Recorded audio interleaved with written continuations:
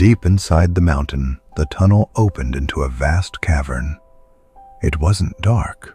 The walls were lined with massive quartz crystals that caught the light of Elara's lantern and multiplied it 1,000 times.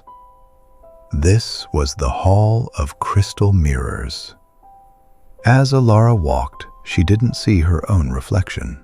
Instead, the crystals showed scenes from her past, her grandfather telling stories, her first time at the loom, and the quiet dreams she had kept hidden.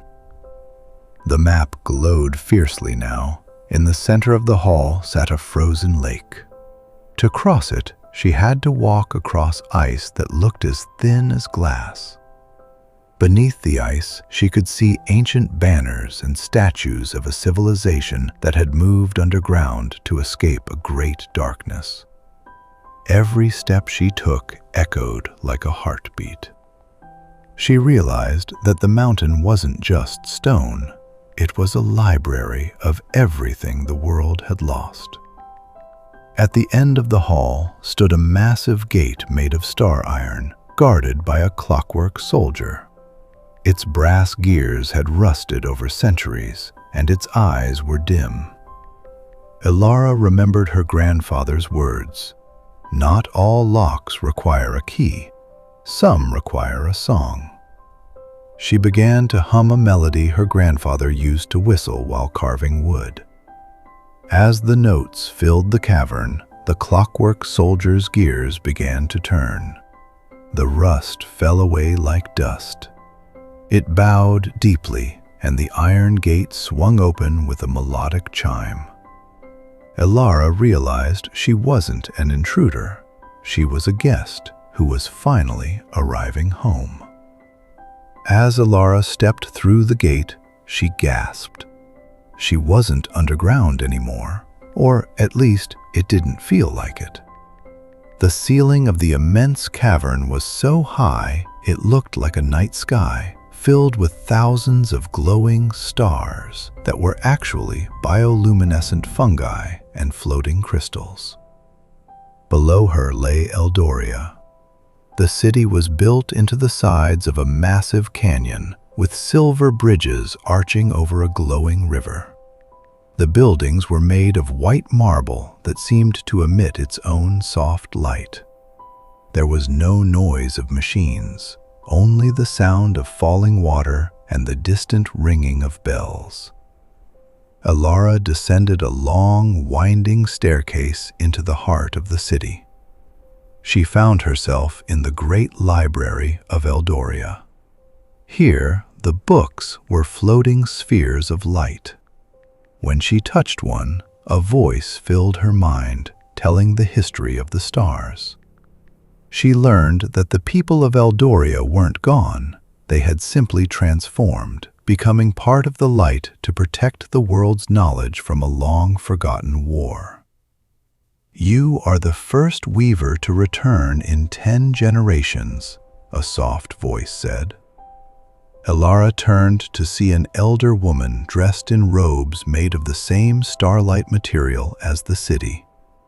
The elder, named Lyra, explained that Eldoria needed a weaver. The fabric of the world's magic was fraying, which is why the world outside felt so gray and ordinary. Elara's skill at the loom wasn't just a craft, it was a gift. She could use the threads of light in Eldoria to mend the connection between the ancient world and the modern one. "If you stay," Lyra warned, "you will live for centuries, but the world you knew will forget you. If you leave, you take only a fragment of the light back to Oakhaven." Elara looked at the glowing map, then at the beautiful, silent city.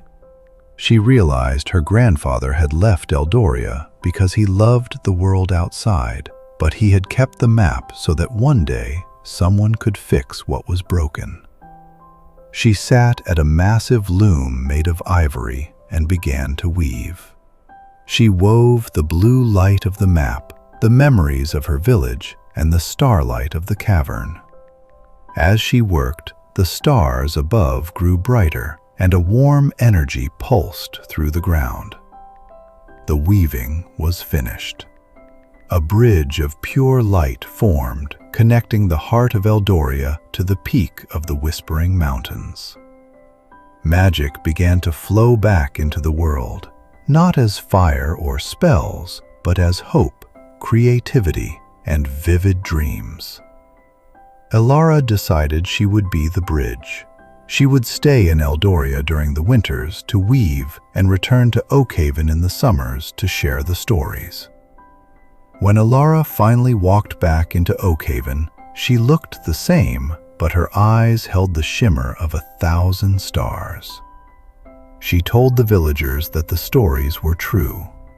She taught them to listen to the mountains and to find the magic in their daily work. The village was no longer a place of mist and shadows. It was a place of color and wonder. And every night before she slept, Elara would look at the mountains, knowing that the city of Eldoria was pulsing with light, waiting for the next person brave enough to follow a glowing map. The world was whole again, and the weaver had found her true pattern. Please like and subscribe my channel.